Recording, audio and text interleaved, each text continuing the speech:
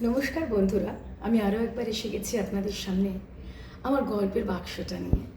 সম্প্রতি আমার বন্ধু সুদীপ পাঠক ও একজন লেখক ওর একটি লেখা গল্প আমাকে পাঠায়। গল্পটি পড়ে বেশ লাগে, ভাবি আপনাদের সঙ্গে একটু ভাগ করে নিই। আচ্ছা বলুন তো আমাদের মধ্যে এমন কেউ আছে কি যার জীবনে কখনো প্রেম আসেনি? প্রেম কিন্তু আমাদের জীবনে কখনো বলে কখনো না বলে অনেক সময় আসে, হয়তো বুঝতেও পারি না। কোনো প্রেম সফলতা পায়, কোনো প্রেম হয়তো পায় না। কোনো প্রেম মনের গভীরে থেকে যায়, কোনো প্রেম অনেকটা দুঃখ দিয়ে হয়তো চলে যায়। সে যাই হোক, আজকের গল্পের কেন্দ্রীয় চরিত্রের নাম হচ্ছে সুমেরু। সে একজন বেশ বিখ্যাত লেখক, তাকে সমস্ত প্রজন্মের মানুষরাই পড়তে ভালোবাসেন। আর এই গল্পের সময়কাল হচ্ছে সোশ্যাল ডিস্টেন্সিংয়ের সময়, যখন আমরা গৃহবন্দী ছিলাম। সেই সময় পুজো আসন্ন, তাই লেখকদের ডিমান্ড তখন খুব বেশি। আর মুখ্যত যখন লেখকের জনপ্রিয়তা এখনকার জেনারেশনের মানুষের কাছে অনেক বেশি। সুমেরু এমনই একজন লেখক। অবিবাহিত সুমেরুর বাড়িতে একজন হেল্প ছিল, নিতাই। সেও এখন আসতে পারে না, আগে পিছে সাহায্য করার কেউ নেই, তাই গৃহকর্মে বেশ নিপুণ হয়ে উঠেছে সে। এদিকে ফোনের পর ফোন আসছে বিভিন্ন প্রকাশকদের কাছ থেকে গল্প জমা দেওয়ার জন্য, কোনো গল্প যেটা শেষ হয়নি সেটা শেষ করার জন্য। এমন ফোনই সকাল থেকে অ্যাটেন্ড করে যাচ্ছে। যদিও পিডিএফ বা এই ধরনের ম্যাগাজিনে সেই সময়টা খুব বেশি প্রচলন ছিল, কিন্তু ছাপানোও হচ্ছিল। সকাল থেকে বুঁদ হয়ে নিজের ল্যাপটপে লিখে চলেছিল গল্প সুমেরু। হঠাৎই বিকেল হয়ে এলো। আস্তে আস্তে শরৎকাল, পুজোর সময়, আকাশে বাতাসে এক অন্য আবহাওয়া। বিকেলটা বড় ম্যারম্যারে লাগছিল, মনে হলো এক কাপ চা খেলে কেমন হয়। উঠে গেল রান্নাঘরে, ওভেনের কাছে গিয়ে চায়ের জল বসালো আর ওর প্রিয় দার্জিলিং টি ব্যাগগুলো নামিয়ে নিল। সেই সময় হঠাৎই হাতে নিল ওর খুব প্রিয় একখানি কাপ। ঠিক কাপ নয়, মাগের মতন বেশ বড়, সেরামিকের, সাদা রঙের, তার উপরে হ্যান্ড পেন্টিং করা, ভারী চমৎকার। মনে পড়ে গেল পৌশালীর কথা। পৌশালী ওর বান্ধবী, আবার প্রেমও ছিল খুব গভীর। যখন ও কলেজে পড়তো সেই সময়কার গল্প। ওই সময় ঘুরতে গিয়েছিল ওরা একবার শান্তিনিকেতন, এক রাত কাটিয়েছিল। সেই সময় মেলা থেকে, বিশেষত পৌষ মেলা থেকে কেনা হয়েছিল সেই মাগটা।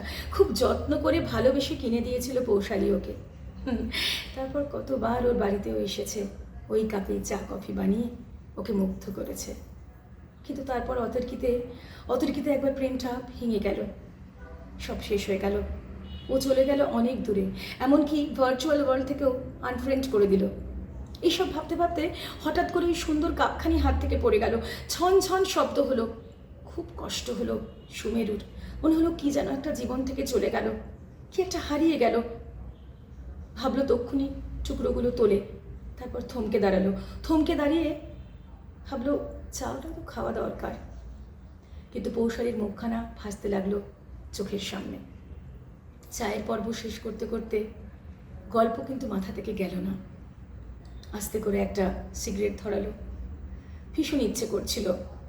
সামনের একটা সুন্দর ছোট্ট বারান্দা আছে ওর, সেখানে হেঁটে চলে গেল সিগারেটের ধোঁয়া ছাড়তে ছাড়তে। কুণ্ডলি পাকিয়ে সাদা তুলোর মতন ধোঁয়া উঠছে। সেই তুলোয় ভার করে আর সেই বেগমের মতন ধোঁয়াতে ভর করে অনেক দূর চলে গেল পৌশালীর সাথে সুমেরু। বেশ খানিকটা সময় কেটে গেল তার সাথে। সম্প্রতি খবর পেয়েছে সে এক যাকে বিয়ে করেছে বেশ ভালো আছে, 2 সন্তানের জননী সে। আগের মতো ছিপছিপে চেহারাখানা নেই, কিন্তু বেশ সুন্দরী। ওর খুব জানতে ইচ্ছে করছিল, যদিও আনফ্রেন্ড করা রয়েছে, ব্লক করা রয়েছে, তবুও বন্ধু বান্ধবদের থেকে ও কিন্তু আজও খোঁজ নেয়। প্রেমটা কিন্তু কোথাও যেন রয়েই গেছে। অবিবাহিত জীবনে হয়তো এমনই হয়, কে জানে। সবারটা সুমেরু জানে না। সুমেরুর আরও বহু কথা মনে পড়ল। ধীর পদে চলে আসলো বারান্দা থেকে। অতর্কিতে যেভাবে ও চলে গিয়েছিল, সেই কারণটা যেন আজ আর ইচ্ছে করে না বারবার ভাবতে। কিন্তু সত্যি কি প্রেমটা মরে গেছিল? তা কোথায় মরেনি।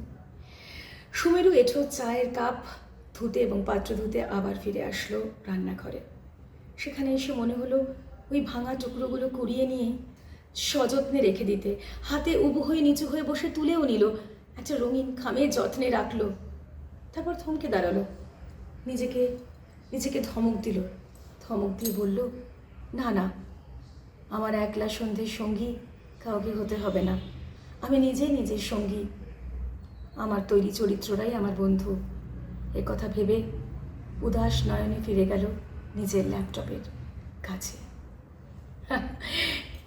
এটা কিন্তু এখানে শেষ হলো, আমার প্রশ্ন রয়েই গেল। আপনাদের মধ্যে কেউ আছেন নিশ্চয়ই যার কাছে এমন কোনো উপহার আজও আছে?